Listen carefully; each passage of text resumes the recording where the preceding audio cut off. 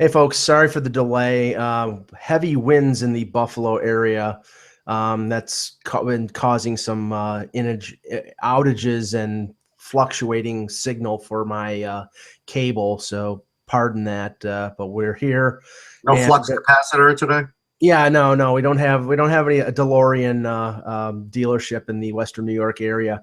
Okay. But we do have a victorious football team. But honestly, Russ, I mean, I'm not as vociferous a Bills fan as I am a hockey fan. But I'd like to see them win sometime before I die. Right, that's fair. And you know what? That game last night, but I can be critical of a team that I root for, and often am. That game last night on both sides was a friggin' clown show. It was. I mean, okay, Rex Ryan is a clown, but we all know that. But the use of video review on a meaningless. Oh, wait a second. Hold on. I'm doing an Eklund here. I got the thing playing in the background, so let me just. That's awesome. Yeah, great. Just what I want to hear is myself again. Sorry. Am I fuzzy here? No, you're fine. Okay, cool. So anyway, Rex Ryan screwing up video review, using it on a meaningless third down call in his. But it was going to be a 9-3 game at the time. What the hell is he thinking? Yeah, you got me. I mean, and then he used one that the first one that he used was on a 3rd and 1 or a third down. Right, and then he uses it on I think it was on a 1st down or a 2nd down where Decker catches the ball and the ball hits the ground and it was clearly not a catch. But you have one review. If there's a touchdown or something that's important, you don't have a review. So he uses that up, and then in the 4th quarter, I mean, I know they were up like 22-3, but they used all 3 of their timeouts. And God forbid if they had needed any timeouts. The problem with the using of the timeouts is because their offense has now gotten so run complicated that a young quarterback looking on a wristband doesn't have enough time on the clock to get a play called off. It was comical. Yeah. And then, but look, talking about use of timeouts, Todd Bowles, I don't know what he's thinking. He goes for it on 4th and 1 instead of kicking a field goal. Like, it would have made it a 22-20 game, and as it turns out, the Jets did get the ball back, and then people would say, well, big deal, they didn't do anything, but it's a whole different game because then you only have to go X amount of yards to go in field goal range. And I heard, 2 of my favorite radio talk show hosts in the morning when I scan the dials. I'll listen to Toronto radio in the morning, and then I listen to a lot of New York radio on TuneIn Radio, the app, which I don't think I can't remember life without TuneIn Radio because it allows me to listen to WFAN at any time of the day. But I'm listening to Joe Beningo and Evan Roberts at 10 a.m. on the Fan, and it sounds like they're in sequence. They're having massive strokes at the stupidity of Bowles and some of the calls that he made. And I don't get it, honestly. Was it the fact that they didn't have a confidence in the field goal kicker, that they didn't kick the one field goal? Because he's a new guy, but he had a kick win that game anyhow. So there's no reason not to worry about that until the time comes. So let's get it straight. Either you're putting the game on the foot of a new kicker, or you're going to put it in the hands of Kellen Davis, a guy who's had one pass thrown to him the whole year. Yeah. That's it. And it's funny because, look, there's a good guy on FAN, Chris Lopresti. I chat with him on Twitter all the time, right? And I was sort of like saying last week, hey, maybe they should have given Bohannon a carry or two. And he goes, do you want to be at the end of the game and give Bohannon a carry? And I said, you know what? Good point. I acquiesce. Well, I went back to him today and said, how the hell, who decided to have Kellen Davis make the last play of a game? And Fitzpatrick's right. He did the right thing, but Davis didn't, right? He ran the wrong route. So it killed him. And that's the game. And it's like, but it's typical. It's like I've watched a lot of great Jets-Bills games over the years for many, many years. Mm-hmm.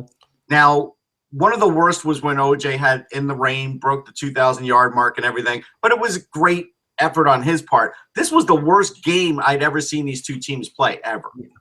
I mean, there have been some massacres, and we won't go too long with this, but there have been some massacres. I remember during the Bills' heyday when they went to 4 Super Bowls, there was a game where Boomer was the quarterback, and Bruce Smith pile drived him into the turf, and I thought Boomer was dead. Yeah. And I mean, he literally did what I think was Wilkerson did to Tyrod Taylor yesterday, because there was one play where he got sacked and he got pile drived right on his throwing shoulder, and I thought, there you go, separated shoulder, and God forbid it's Josh Johnson or that piece of crap EJ Manuel, who's the amazing part of that play was, as fast as Taylor is, Wilkerson was just as fast. Yeah, well, and this is, we'll stop after this, but this is where I don't understand football and football mentality. There is this egomania that these coaches have, where they say the Jets have the best defensive line in the league. They stuff the run, but you know what?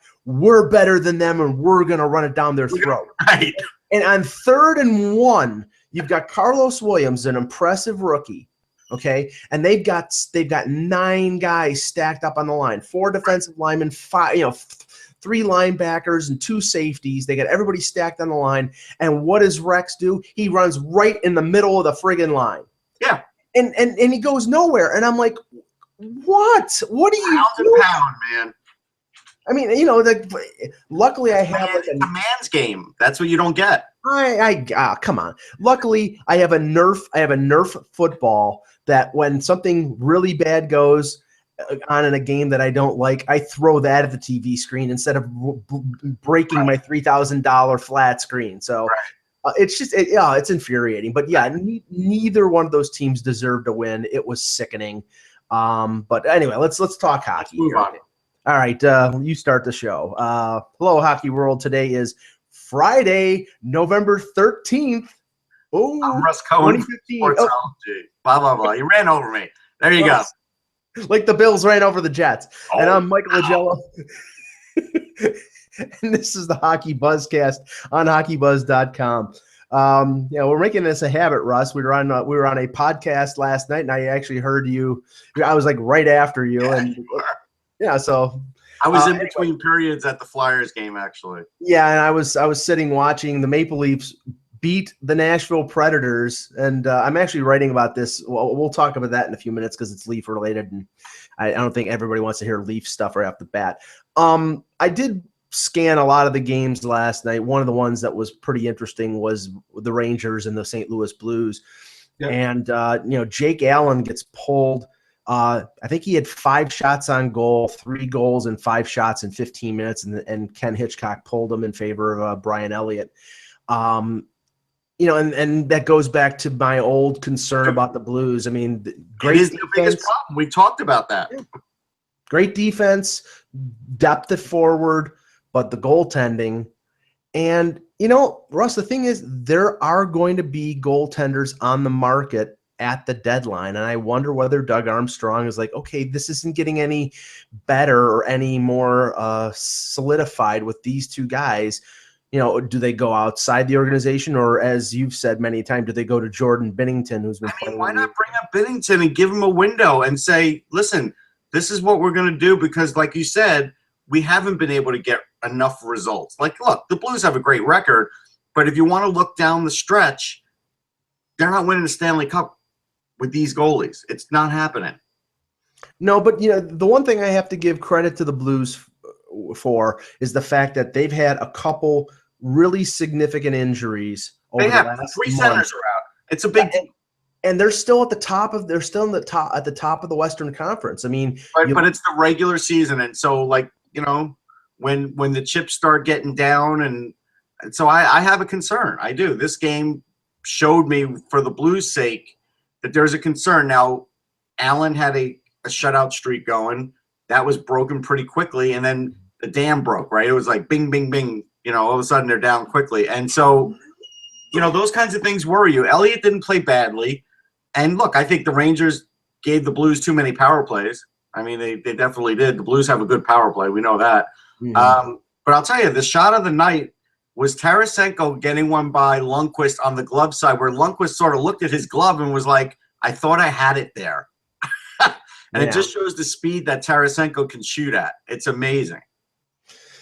Yeah, and there were 12 games last night, so we have a lot of stuff to look at here. One more thing, too. Sure. Robby Fabbri, who, was injured and came back, that was a big guy for him to get back because he really is an offensively gifted player. And actually just talked about him on our XM show that'll air tomorrow.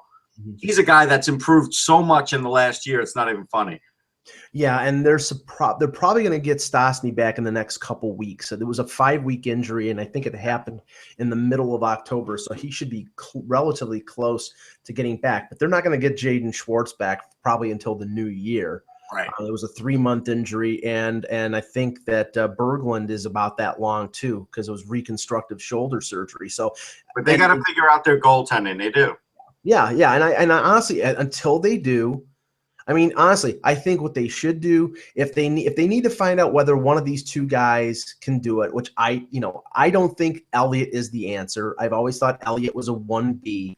I think they should go out. They should give Jake Allen the job, let him play for 2 months, play him all, except for back-to-backs, play him all the time. And if he can't do it, then by the deadline that you need a goalie. And I think they're going to need a goaltender. And I think there might be some out there because – as we discussed, a guy like Varlamov might be available. Yeah, he might be. Yeah, so right now Binnington's got a 2.61 goals against with a .902 save percentage. Not great. Last year he had a .916. He's only played 6 games so far in the AHL, so maybe there's been an injury. But at some point, that may be the guy to look at. And we definitely have a few rumors too to get at later for sure. Well, yeah, and the Caps and the Flyers last night. The Caps win 5-2 in Philadelphia, and I checked out a few minutes of that game. Do you feel bad for Ovechkin? Just a little. You have to. Yeah, and you know what I mean. Yeah, he'll eventually get it. Obviously, we all know that. But twice he's had it taken away from him. Twice. Yeah, it's not good. But I mean.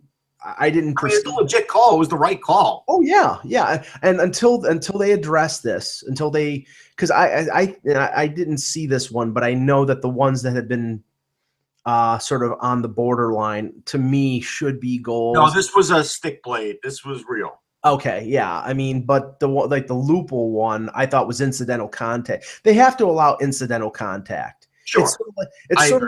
It's sort of like in the NFL where you have the cornerback and the receiver both going for the ball at the same time. Like last night in the Bills game, there was Darby, the Bills defensive back, is going for the ball at the same time that either Decker or Brandon Marshall were, and they collided before the ball got there. But the thing was, they were both going for the ball. I mean, the goalie's going for the puck, the player's going for the puck, and I don't think he's trying to interfere with the goaltender.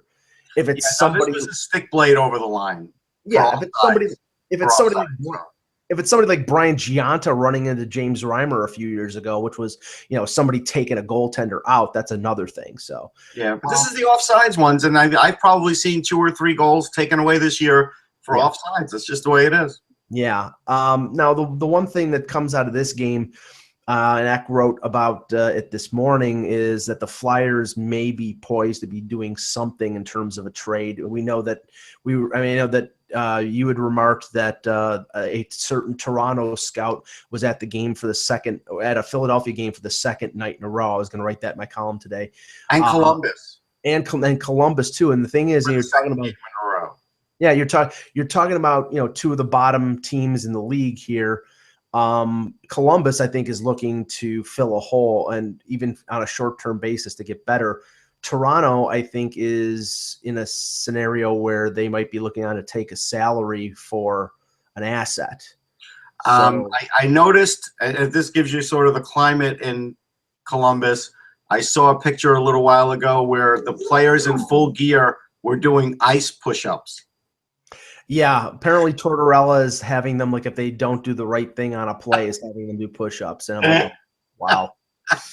Yeah, and interesting, the Blue Jackets play the Penguins tonight, and Ryan Murray is going to be a scratch. I don't know, and it has to do with that play. There's no question in our mind. That's how He Tortorella operates, and that play was awful from his perspective. It was. He got burned. I mean, it was bad. It was like it was Aki Berg, Corey Cross bad. It was Pylon bad. And I don't think Ryan Murray is that bad of a defenseman. No. Although the thing I have to be concerned about, and maybe this is a play that's respective of this, is the fact that, he's had knee injuries, and a play like that is indicative of the lack of mobility. So it has to be a concern. But I mean, where do you think the Flyers are going here? I know that they're in a rebuild, although they're like Boston. They can't say they're in a rebuild because there's a lot in the air. There's a lot in the air right now. Like me personally, my thought was I could see a Wayne Simmons being of interest to Columbus because he's a tough player. He's around the net. He gets goals. Tortorella seems to like those kinds of guys. But it's Philadelphia. There's a guy in town here. Sam Donnellan wrote, "Hey, this would be the ideal time to trade Claude Giroux." And I'm like, really? But these days you just never know if the right cap deal comes up, what might happen. I wouldn't trade Claude Giroux because I don't think you could ever get equal value. But you never know. Well, this came out on Wednesday from one of the TSN insiders, Darren Drager, that there is talk around the league of teams contacting Jarmo Kekalainen regarding Ryan Johansson.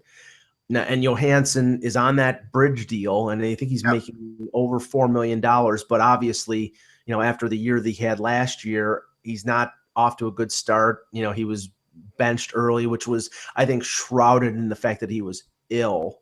But and maybe he was. I have no inside knowledge on that, but it just seemed very convenient that at the beginning of John Tortorella's tenure in Columbus, he was all of a sudden ill.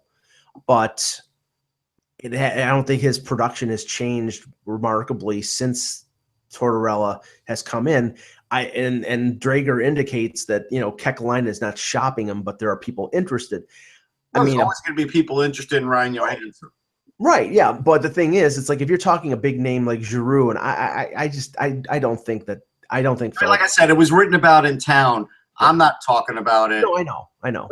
But anything's possible. But the thing about the Johansson thing is, it does sound Gaborik-ish, and so anything is possible, right? I mean, Tortorella basically ran Gaborik out of town.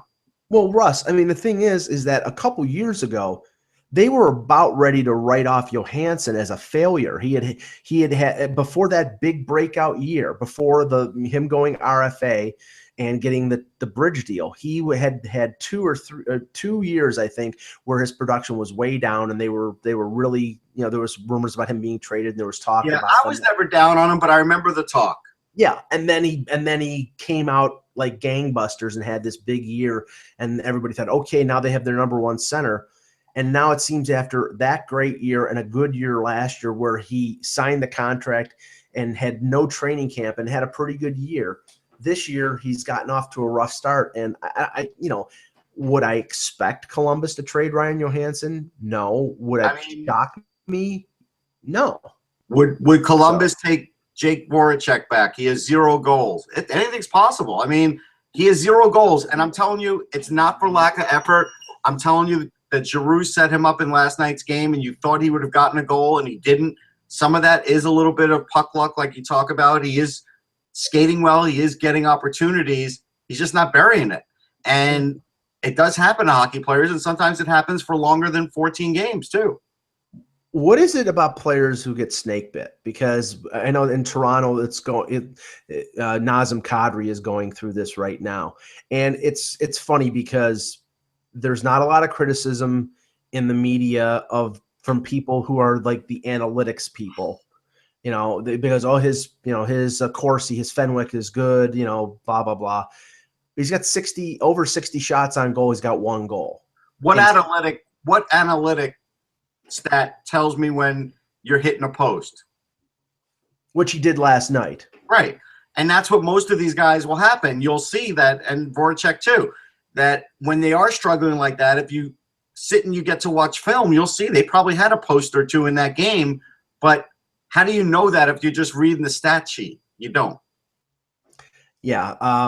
Now, another interesting game was the Colorado Avalanche and the Boston Bruins. Colorado wins 3-2. We've talked about the Bruins and their struggles. Colorado seems to have turned it around a little bit recently. The kid Martinson's played okay for them. I mean, just adding another bigger body who could skate. Sometimes young legs helps. I mean, and I think putting Duchene on the wing has been big for them because I think he has 6 goals in 7 games. Sometimes that extra defense and when you're having to deal with face-offs all the time, it'll sap your offense a little bit for some players. And so that move has helped. That's been a good move by Patrick Roy. And he scored the winning goal last night. Yeah. So 3 goals in 2 games after being moved to the wing, but that hasn't stopped, the speculation. And, we talked about it on Wednesday, and then Adrian Dater. Actually, Tuesday night is when we started. I went back and looked. Right. Tuesday night we started putting something on Twitter about it when I was at Tuesday. Right. So, I mean, and the thing is, it's funny because. But I have to tell you, Anthony Mingione is the one who clued me into him playing the wing. Because for the first few shifts of that game, I didn't even notice. And then I was trying to find, face-offs. And then when I finally got face-offs, I realized he's not taking face-offs. So I have to give my Off the Post co-host some credit there. And then it all sort of, fit in. And then we started hearing a lot of rumors. Still doesn't mean he's getting traded, though. No, it doesn't. And the thing is that, Adrian Dater wrote about it on Thursday in an article on the Bleacher Report. And then the TSN insiders, Bob McKenzie, Drager, and Pierre LeBrun talked about it on one of their segments on Thursday night. So I mean, it's out there. And like you said, there's no guarantee that he's going to be moved. This might be motivational. We've seen rumors being floated out there just to light a fire under players. And oh yeah, it seems to be working because he's playing well. I mean, Joe Sakic's not denying that he's talking to people. He's just not telling us who he's talking to them about. Right. And now I know that I believe it was Bob McKenzie indicated that there was talk about the Ottawa Senators, that Duchene was brought up to the Ottawa Senators. I don't see a deal there. I mean, unless you're talking about, Mika Zibanejad and a defenseman or something like that. I mean, I don't know. I heard a report, again on TSN, that I found a little unbelievable, where most Ottawa defensemen are available. And then I heard somebody sort of refute that and say, well, there's a limit. And so then I kind of wonder, would Cody Ceci really be available? Because if he were available, then I could sort of see something happening, because that's a heck of a talent and a young offensive defenseman to sort of throw in a deal. Well, I saw the report. The thing was that obviously Erik Karlsson is not on the table, and more than likely Mark Mathat's not on the table because he plays most of the time with Karlsson. But they mentioned names like, like Ceci, like Jared Cowan.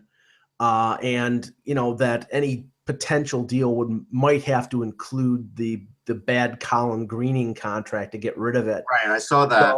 So I mean that might balance things out, but I don't know. I mean, first of all, I'm skeptical about Colorado trading Duchene because maybe this was all motivational, because it seemed like the blueprint for Colorado was Duchene as your number 1, McKinnon as your number 2, or vice versa. As centers. Yeah. If they both are in centers, that would change the plan. That's the key here. Yeah, if they think Duchene can't play the wing, and up till can't play center, can play the wing. Yeah, right. If they think that Duchene can't play center and he's limited to being a winger, then then one of these deals makes sense. Right. So I think that's a big key, because that was the plan, and maybe the coach is saying, I'm not sure if that's working out. And so if it's not working out, then I could possibly see that happening. And so that's why I have to give it some due here. I mean, look, he's an excellent player. He scores, he skates well, he's strong. He's a great kid in the locker room, very well liked. Doesn't mean he won't get traded, though, because Colorado probably feels that they could be a lot better if they're stronger down the middle. And maybe that's where they're going to look. Maybe they're going to look to trade Duchene for a better center. Somebody asked me about Grigorenko today, and I said, he's playing 4th line minutes right now. but he did get an assist last night. Who's to say if they don't make this deal that doesn't move him up a line? And maybe that helps him too. Whether they think he's capable of handling that. Right. Well, he's more capable, I think, of being a third liner than a fourth liner. I mean, let's be real about that.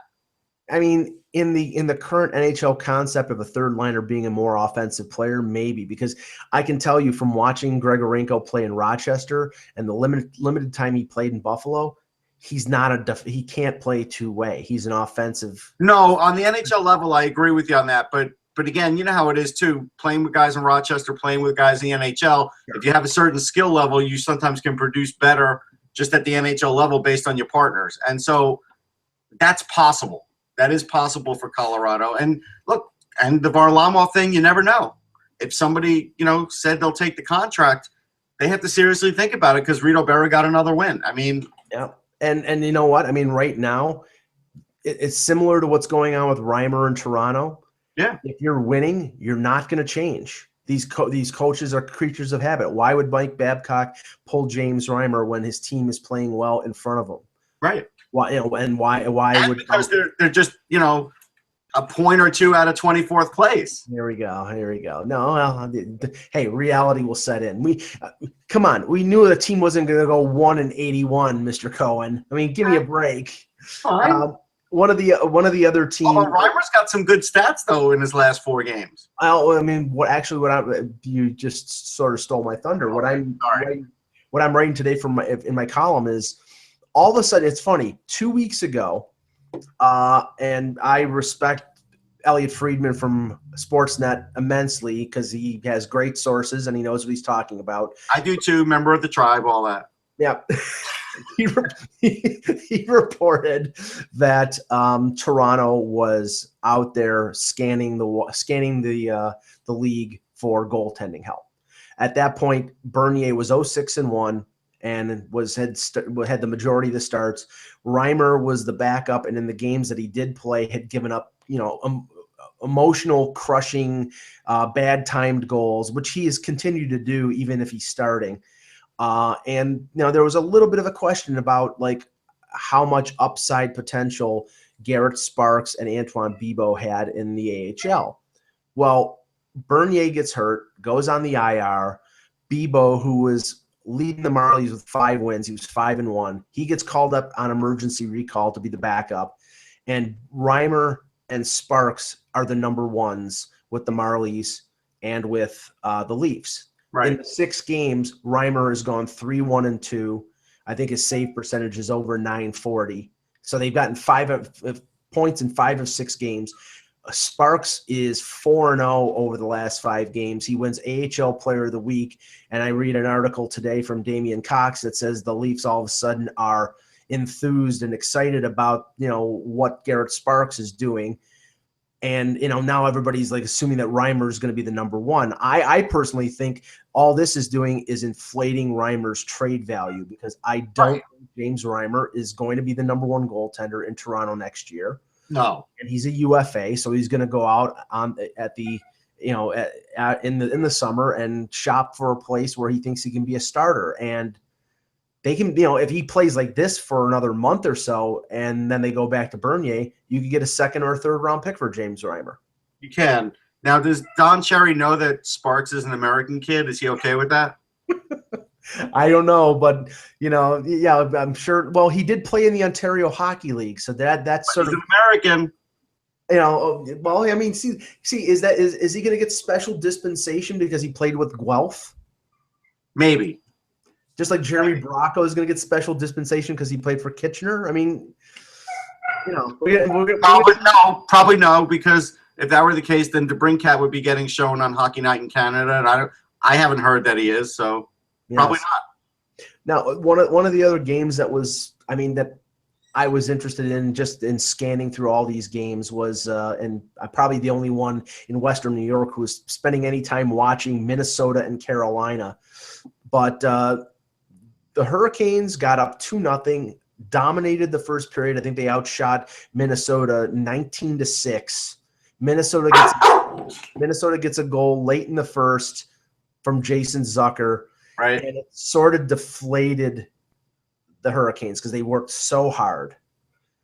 And then eventually Minnesota ties it. They go into overtime. Carolina gets a 4-on-3 power play at the beginning of overtime, can't score, and eventually Zucker scores his second goal of the game, and Minnesota wins. I mean, first of all, I think Minnesota, for those people who may doubt that Minnesota is a playoff team, I think they're definitely a playoff team in the West. They're deep. They're really deep. They are deep, and the goaltending's solid, and I think that's all we were worried about. Yeah, and that was the big concern. I mean, whether last year was just a flash in the pan, or if Dubnyk has been solid, and he has been solid this year.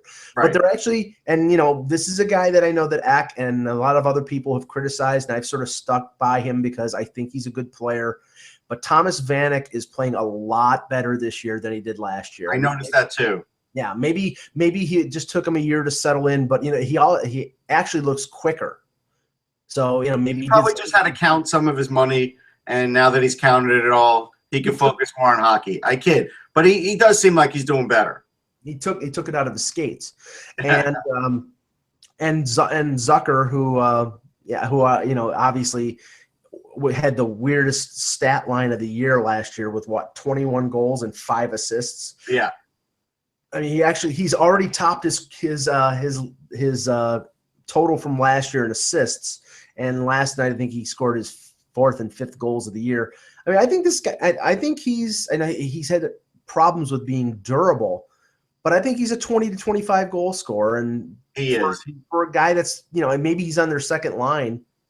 That's a valuable commodity. There are some guys that just know how to score goals, and he does. He's always been a clutch player, clutch performer. He's a kid out of Las Vegas too, right? He's actually born in Las Vegas, which is, again, an amazing thing.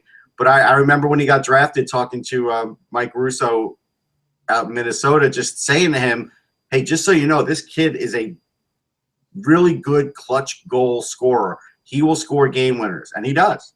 He has that knack. Another game that was of particular interest was the Sabres and the Florida Panthers, although it did not appear to be of interest of the people in Sunrise, Russ. If I had the ability, I would show you a picture of the crowd at the BB&T Center. You mean crowd? Yeah, the crowd. I mean, it was like that All-American Prospect game.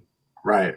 I mean, I could only see the lower bowl, but I watched a good 15, 20 minutes of that game, and there were thousands of people disguised as seats. It's crazy. I understand it's a midweek game. It's nice in Southern Florida right now, and hockey is not on the minds of people. But they're good, and the Dolphins are bad. What's the problem? Right, and the thing is, I'll bet you anything that 50% of the people in that building were transplanted Buffalonians who were there to watch the Sabres, because when the Sabres scored, the cheering was markedly louder than I think I heard when the Panthers did anything, except that when they That's scored. Not saying much, right? It's like those 10 people were louder than the other 5, right? I mean. Jeez.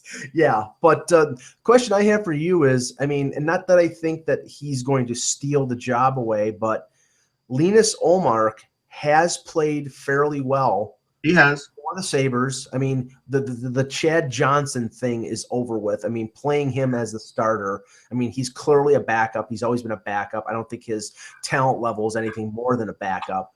They're giving Ullmark the chance. He's running with it. Leonard's probably going to be out another 6-8 weeks. They said 8 to 10 weeks when he got injured. So, and that was in the opening game of the season. So it could be, December, it could be Christmas. He's going to have to go on conditioning. He'll have to play 4 or 5 starts in the AHL, which could take 2 weeks, 3 weeks. And it's a high ankle sprain. It was a high, and that's the worst. The worst for a goalie. Worst for a goalie. So I would be surprised if we see him before Christmas. But right now, and as I said, the Sabres organization, I don't think was expecting to make a run at the playoffs, but they want to be respectable. And I think they want their fan base to see the team being respectable. And they want, to let Jack Eichel grow and let Ryan O'Reilly get used to his surroundings. And so far, that's what's going on. They win 3-2 in Florida against a good Florida team. And, I don't think Sabre fans can complain too much. No, they can't. But, I think they're still looking for goalie in all the wrong places. I still like Makarov, and I'll tell you that now. Yeah. And I still see this as being yet a revolving door of goaltending for the Sabres. And I don't know when it's going to stop. Maybe it'll stop with Leonard, but if Leonard really is injury prone, then you might see them still be in the market for a goalie, which is crazy. Well, I mean, honestly, I think once Leonard is healthy, he will get the shot because they traded a first-round pick for him. But I think that people have been impressed enough with what Ullmark has done that if Leonard doesn't do the job, if he doesn't capture the job for the time that he's given, I think they'll give Ullmark a chance before they give Makarov or anybody else a chance. So, yeah, I'm sure that's the case. I mean, we'll see. I mean, it doesn't seem like it's settled yet for them, but Ullmark is playing well. I'll give you that. And the other rather surprising outcome last night was the New Jersey Devils going into Chicago and beating the Blackhawks 3-2. Now, I know the Blackhawks. That's not the Blackhawks. Yes, it's the Duncan Keith-less Blackhawks. And we knew there would be some issues. Right, but still, the thing is that New Jersey is surprised. I mean, they play hard. John Hines has everybody playing to their maximum capability. Yep. And that's what's helping them because now all of a sudden we think better of Travis Zajac. Now all of a sudden we're thinking better of some of the other guys. They're getting, Kalinin, who I brought up first preseason game of the year, is starting to kick in now for New Jersey. It's, it takes a little while, right? You come over and it takes a little while. He's 24 years old. Yeah. So all these things have kicked in at the right time for the Devils. And Corey Schneider's always been Corey Schneider. He's never going to be anything else. Always solid. So this is a great thing for the Devils and really unexpected. We'll see if they can keep it up. But they do have, a good defensive core. It's not fantastic yet. They have better guys sometimes in the minors, but it's going to take some time for them to get there. But it's still pretty good. And they just give a good effort. They're hard. They've become the Calgary Flames. Remember the Calgary Flames were hard to play against? Well, now the New Jersey Devils are hard to play against. And you know what? The thing is, and I haven't heard any kind of update about them, they're doing this without Ilyash. Well, and sometimes you have to take out the older player to see that you may not need him anymore. And if that's the case, then you put Ilyash on the trading block. That's what you do. Why do I have a weird feeling he could end up in Toronto? No, I think he would go with a winner. I do. I think he could end up. If I had to think of somebody, maybe St. Louis. I think if you called St. Louis and said, "Hey, would you want Gomez and Elias back together?" Yeah, Doug, this is Marty. This would be a great thing. I tell you right now. I know this guy. Martin Havlat. They all played together. Well, you didn't hear the news. Martin Havlat was placed on unconditional waivers today, apparently for personal reasons. So the Martin Havlat era is over before it began. The other interesting outcome last night, less interesting than that one, was the Arizona Coyotes staying red hot and beating the Edmonton Oilers 4-1. Arizona, two of the four teams that were generally picked as the worst four in the NHL right now are in playoff spots. The Arizona Coyotes are second in the Pacific. I think the Devils are a wild card in the East. It's bizarre, Russ. Well, you get some early season efforts, and that's what this is, an early season effort at a teams, and this is what could happen, but it's a long season. And I've sort of trained myself to say, okay, you're off to a good start. That's great. Let's see where you stand after the All-Star break, because that's always a big dividing line. The interesting thing is, though, I just wrote an article for another website about Max Domi, and, he's up to 15 points in 16 games, got 8 goals. The Domi household record is 15 goals, so he's going to beat that in a couple weeks. And right now, Max Domi is not only a Calder candidate leader, but one of the best players in the NHL. Now, whether that will last, who knows? But, that's pretty impressive. I will say that. Yeah. Yeah, I mean, hey,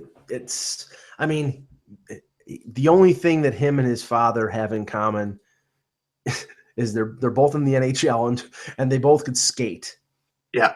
I mean, Max's hands are for scoring. Ty's hands were for bashing him against the head of other people. Yeah.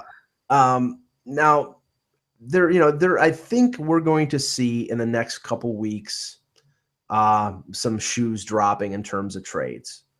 Yeah, it seems like we're getting close. Yeah, there's too many little hints out there that something, and there are enough teams that are struggling, and I don't think that in most of these situations coaches are in trouble. So it would lead me to believe, and I don't think there are I many. wouldn't say that Boudreau's out of the woods yet, but he's safe at the moment.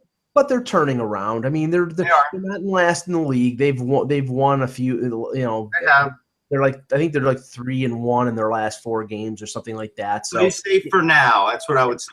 Right, and I think obviously once Richards got fired and Tortorella has won, I think he's now 4-2 or 4-3, and that's a little more respectable than what Richards was. But the thing is, I mean, we can just, from what we were just talking about earlier, Philadelphia, Colorado, Toronto, Columbus, Carolina, all these teams in trouble. Some of them may not be making deals to make themselves better. Some of them may be just making deals to get rid of contracts. I heard some speculation that Vinny LeCavier might be moved for a particular move if the Flyers will eat some of the contract, which they've been loath to do. But I think that's the only way that they can move him, is to eat some of the salary. It is, and it's gotten to the point where really Dave Hackstall could only play musical chairs with the same players for just so long without being able to even call up youngsters because they're just almost capped out. That's pretty much where they're at. So it's really a problem for them, a big problem. And, I'll put the warning up here. We're just spitballing here, so we don't know anything. We see the teams that are watching other teams, so we try to piece things together of what could possibly happen. But when Columbus is watching Philadelphia, and you look at Columbus and you see that Columbus's defense is I think their area of weakness, and you've got a guy like Luke Shen, who's a UFA at the end of the year, put 2 and 2 together. I mean, that would make a little bit of sense. The question is what Columbus would ship back. Now, I mentioned to you last night that there had been a lot of rumors in the first month of the season about Cam Atkinson. The only thing that would make me hesitate about that kind of deal is the fact that Cam Atkinson just signed an extension, rather long extension. I think it was 4 years. Right. So, and he's a fan favorite. That's one that I'm not so sure they would do. Right. If it was and they're already giving up a 2nd-round pick for Tortorella in the next 3 years. So I don't think that they would go out and trade another draft pick for a defenseman who's a rented defenseman. This is assuming that Kekalainen thinks that the team can turn around and get back into the race. Right. Which it's 15 games into the season, and you would think that they would still think that. Sure. I mean, you have to think that. You can't think anywhere else. You have to think that way, but whether it happens or not, who knows? Yeah. Well, one last thing here, and I have to say that I don't know a ton about this player, but there's been enough talk about him that from various sources, and now obviously because it's the defenseman Nikita Zaitsev, the Russian defenseman who's playing at the KHL.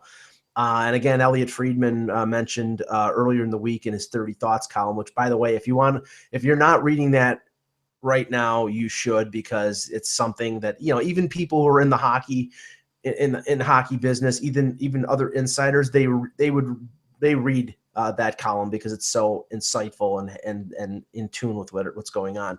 But Zaitsev's name was mentioned last year in connection with the Flyers to a lesser extent, and to the Maple Leafs. He trains in the offseason in Toronto with Gary Roberts, apparently, and he had talked to the Leafs, but he had a year left in his KHL contract, and he's finishing his last year with CSKA Moscow.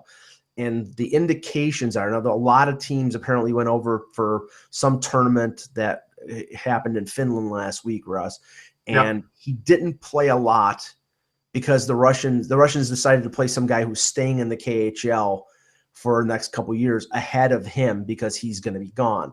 and a lot of teams were a little miffed that they didn't get enough of a look at Zaitsev playing in this tournament. Right. The indications is that it's a foregone conclusion that he's going to Toronto.